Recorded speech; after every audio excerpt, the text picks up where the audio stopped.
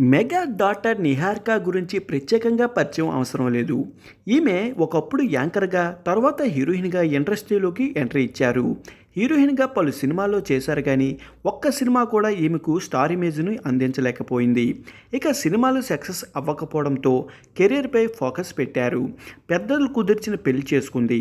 కానీ భర్తతో మనస్పర్ధలు రావడంతో విడాకులు తీసుకుని విడిపోయారు. ప్రస్తుతం సోలో లైఫే లీడ్ చేస్తున్న నిహారిక సోషల్ మీడియాలో యాక్టివ్గా ఉంటున్నారు. లేటెస్ట్గా ఫోటోలతో పాటు తన మూవీస్ అప్డేట్ గురించి కూడా షేర్ చేస్తున్నారు. తాజాగా ఒక ఇంటర్వ్యూలో పాల్గొన్న నిహారిక తన భర్త గురించి సంచలన వ్యాఖ్యలే చేశారు. ప్రస్తుతం ఆ వీడియో వైరల్ అవడంతో సోషల్ మీడియాలో ఆమెపై నెటిజన్లు కామెంట్ల వర్షం కురిపించేస్తున్నారు.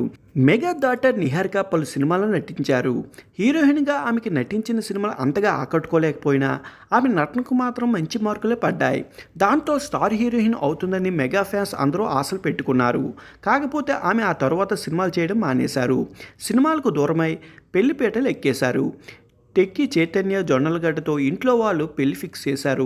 ఇక సినిమాలకు పూర్తిగా గుడ్ బై చెప్పేసిన నిహారిక వివాహ బంధంలోకి అడుగుపెట్టారు. పెళ్ళైన కొన్నాళ్ళు బాగానే ఉంది. ఆ తర్వాత ఇద్దరి మధ్య మనస్పర్ధలు రావడంతో విడాకులు తీసుకున్నారు అనే వార్తలు ఊపందుకున్నాయి. అనుకున్నట్లుగానే కొద్ది రోజుల తర్వాత మేమిద్దరం విడిపోయాం అంటూ ప్రకటించేశారు. నిహారిక విడాకులపై సోషల్ మీడియాలో ఇప్పటికీ చాలా వార్తలు వినిపిస్తూ ఉంటాయి. అంత మంచి భర్తను ఎందుకు కాదనుకుంది, ఎందుకు విడిపోయింది, అసలు మెగా ఫ్యామిలీలో ఆడపిల్లలకు భర్తతో కాపురం చేయరా అంటూ నెటిజన్లు కామెంట్లు చేస్తూనే ఉన్నారు.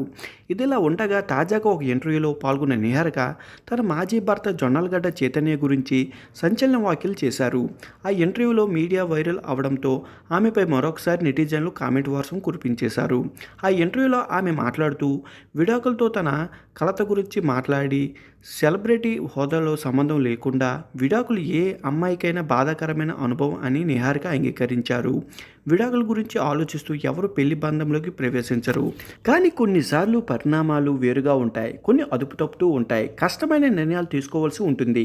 జీవితంలో సవాళ్ళ నుంచి చాలా నేర్చుకుంటాం. ఆస్కారం కూడా ఉంది. నిహారిక మాటలు విన్న నెటిజన్లు భర్తతో కలిసిపోయే ప్రయత్నాలు చేస్తున్నావా, ఎందుకింత పాజిటివ్గా మాట్లాడుతున్నావు అంటూ కామెంట్ చేస్తున్నారు.